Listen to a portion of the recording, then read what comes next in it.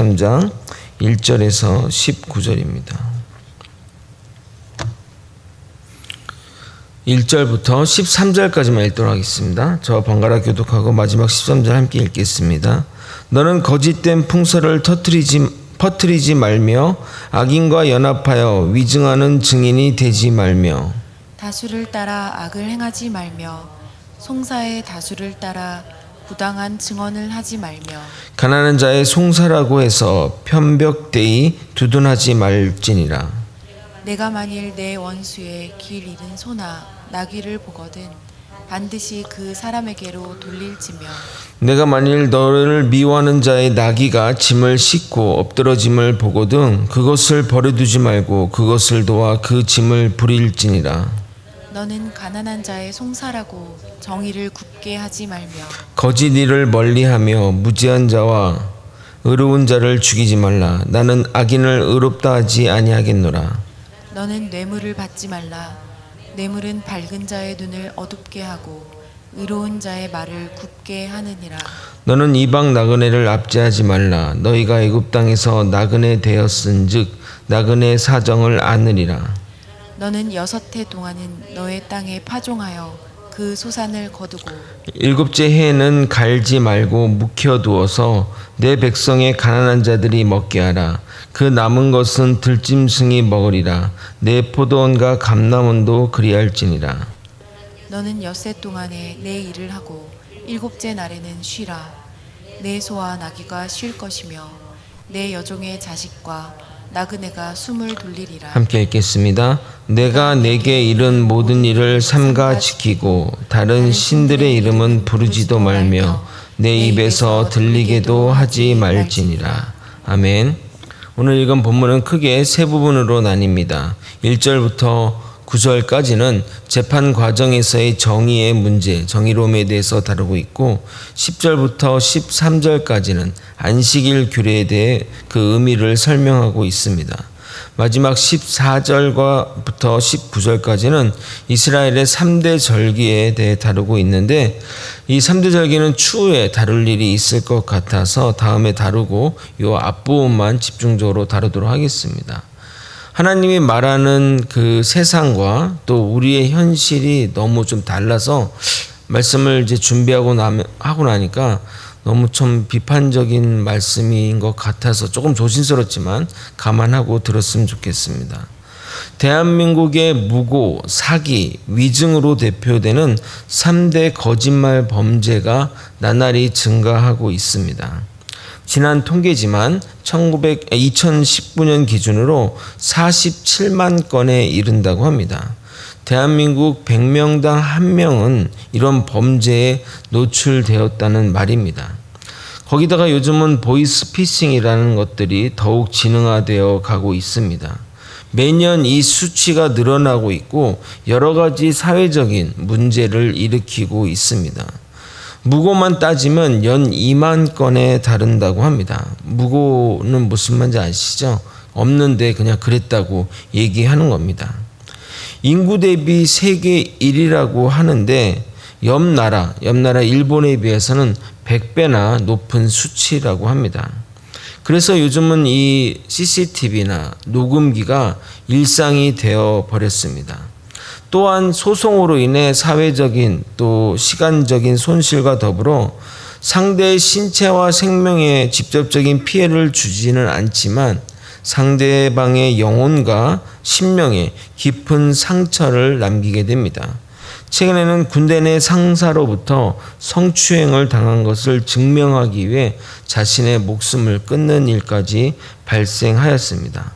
무고나 위증 이런 것들은 소리 없는 폭력이며 살인 행위인 것입니다. 그래서 목회자들이나 또 이런 책임 있는 위치에 있는 분들은 여러 가지 면에서 조심해야 되고 스스로도 행동이나 말에 신중을 기해야 하는 겁니다. 저는 이제 모든 신방을 이제 사모랑 요즘 같이 다니고 있는데 연애 때보다 더 붙어 있는 것 같아요.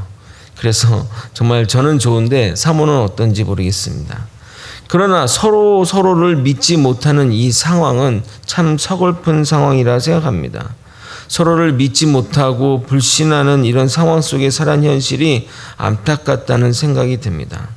가끔 저는 주기도문을 할 때 울컥할 때가 있습니다. 그래서 오늘 주기도문 송을 불렀는데, 나라의 임하옵시며 뜻이 하늘에서 이루어진 것 같이 땅에서도 이루어지이다. 하나님의 나라가 이 땅에 임하고 하나님의 법과 규칙이 이 땅에서 실현되기를 우리가 매일 간절히 바라지만 언제쯤이 되어야 하나님의 뜻이 이 땅에서 실현이 될 수 있을까요? 오늘 읽은 본문은 지금의 현실과 비교하면 너무 이상적이라는 생각이 들 정도입니다. 1절부터 이 3절은 증언자에게 하시는 말씀입니다. 먼저 1절과 2절을 한번 읽도록 하겠습니다. 너는 거짓된 풍설을 퍼뜨리지 말며 악인과 연합하여 위증하는 증인이 되지 말며 다수를 따라 악을 행하지 말며 송사의 다수를 따라 부당한 증언을 하지 말며. 위증하지 말라는 말씀입니다.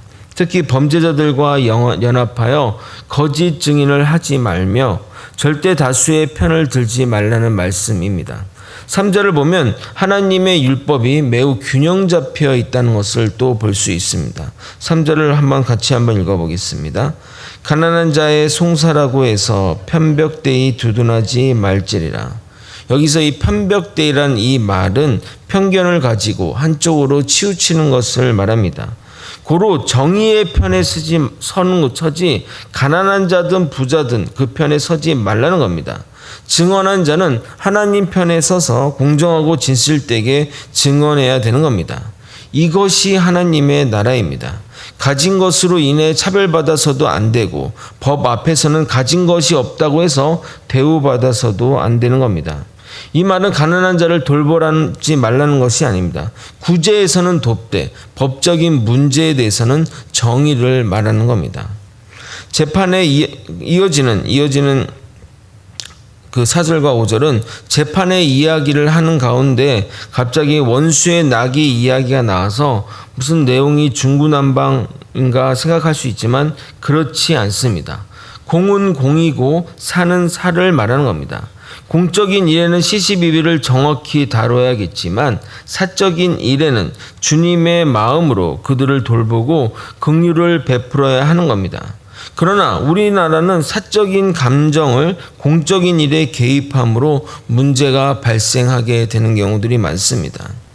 여러분, 재벌들이나 돈이 많은 사람들의 형량이 낮은 이유가 있습니다. 유능한 변호사를 써서 그렇다고 생각할지 모르겠지만 아닙니다. 그들은 어제까지 판사나 검사를 하셨다가 은퇴하시고 변호사 개업하시는 분들을 변호사로 고용합니다.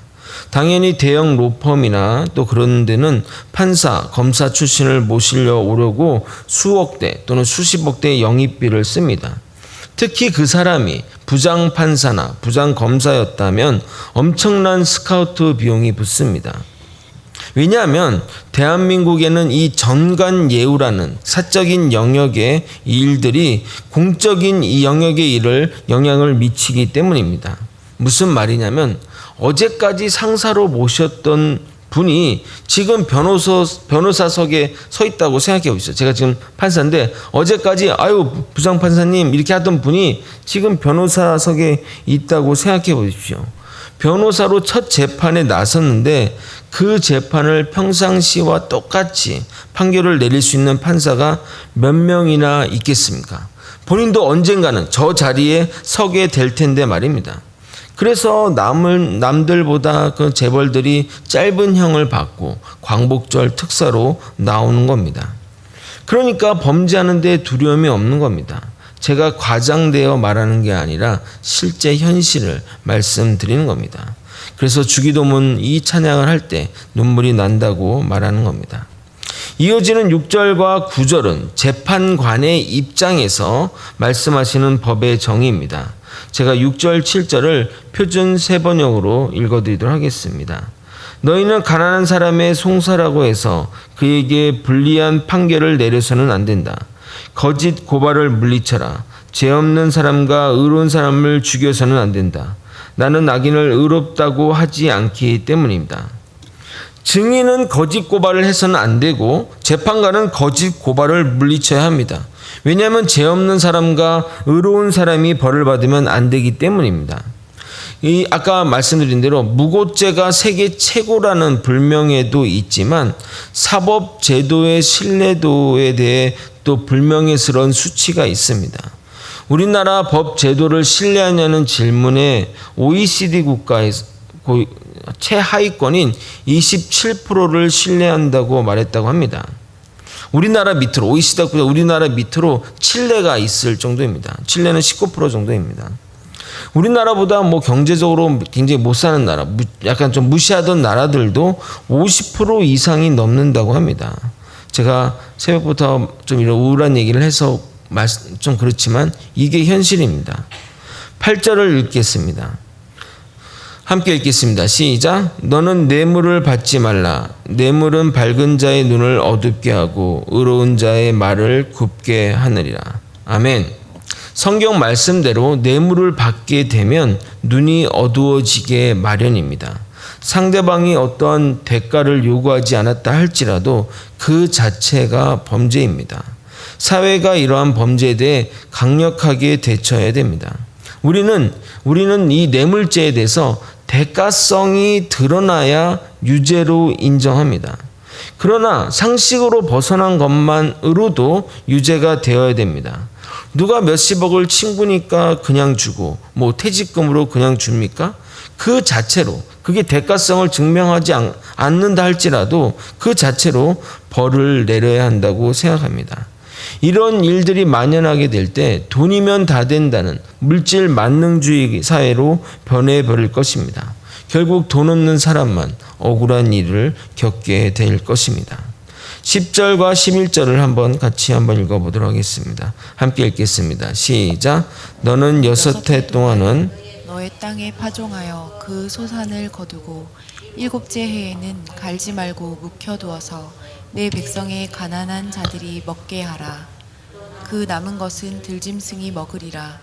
내 포도원과 감람원도 그리할지니라. 아멘.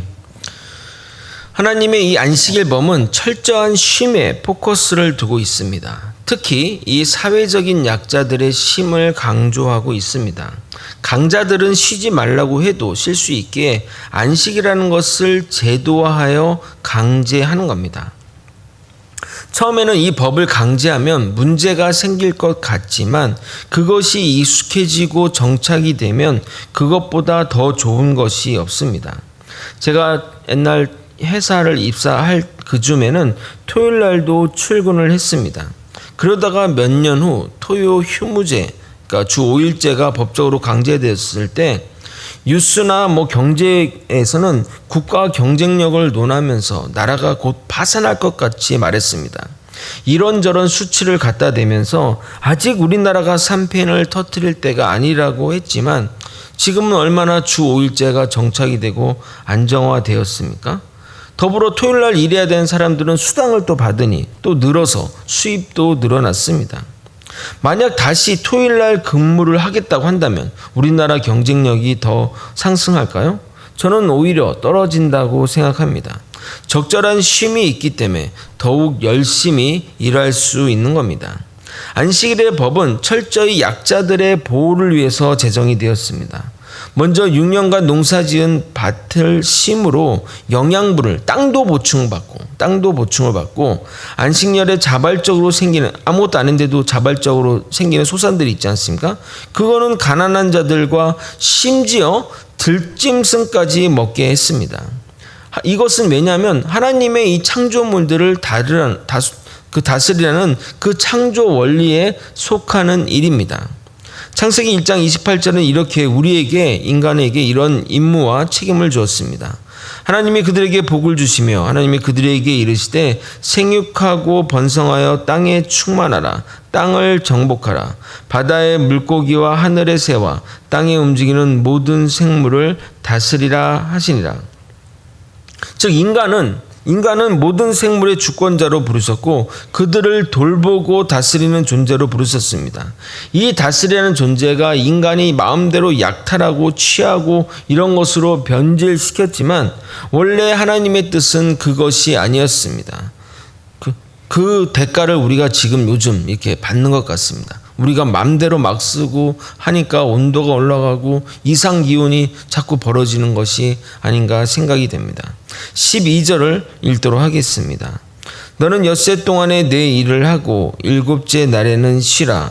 내 소와 나귀가 쉴 것이요 내 여종과 자식과 나그네가 숨을 돌리라. 일곱째 날을 강제로 쉬게 하는 것은 철저한 사회적 약자를 위해서입니다. 그 당시 노예나 여자에게는 쉼이 없었습니다. 우리나라도 이 일요일이라는 개념, 이 쉼의 개념이 도입된 것이 그리 오래되지 않았습니다. 그냥 아침에 해가 뜨면 일하러 가고 해가 지면 또 돌아오는 것이 매일 365일의 일상이었습니다. 개화가 되면서 우리나라도 개화가 되면서 일요일의 개념과 쉼의 개념이 생긴 겁니다. 그전에는 그냥 머슴부터 그냥 계속 일해야 했습니다. 그러므로 안식일의 개념이 그 당시에 있었다는 것은 정말 획기적인 것입니다. 고대 근동 어느 법에도 이러한 안식일의 법 또 그 이방인에 대한 법은 존재하지 않습니다. 하나님의 율법에서만 유일하고 정말 상상할 수도 없을 정도로 획기적이고 혁명적인 법입니다. 그리고 그 주어진 휴식의 날을 통해 우리는 예배하고 주님께 나와야 하는 겁니다. 주님께 나와 예배를 드리는 것이 또 어떤 분들은 그날 또 교회 나와서 하니까 또 쉬지도 못하네 라고 생각할 수 있겠지만 그것은 영혼의 쉼을 얻는 것이기 때문에 반드시 나와야 하는 겁니다. 결코 이것이 의무가 되어서는 안 됩니다. 예배가 기쁨이고 행복한 시간이 되어야 할 겁니다. 저는 바라는 것은 우리 거제 소망교회 예배가 축제가 되고 주님이 만나는 시간이 되기를 간절히 소망합니다. 여러분도 기도하며 기대하는 마음으로 예배를 나오실 때 하나님이 채워주시는 그 풍성한 은혜가 우리에게 있을 줄 믿습니다. 말씀을 정리하겠습니다. 하나님의 율법은 두 가지 측면에서 정의를 강조합니다. 증인의 입장에서 그리고 재판관의 입장에서 말입니다. 사적인 감정이 개입돼서는 안 되며 정의의 편, 즉 하나님의 편에 서서 증언하고 판결해야 하는 것입니다.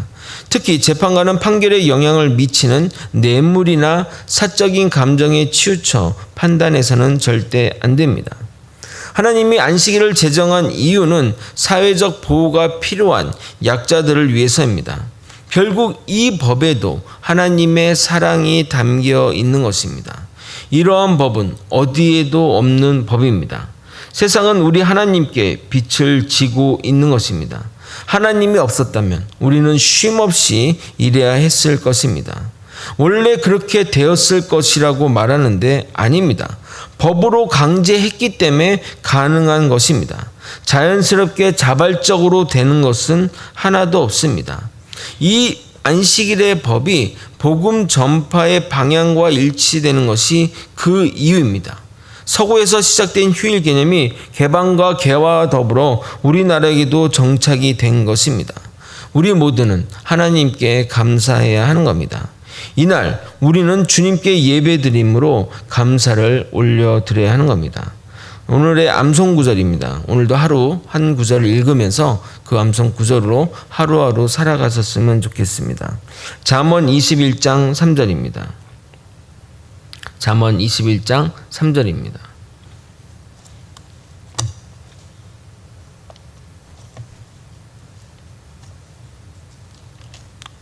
한번 찾아볼까요?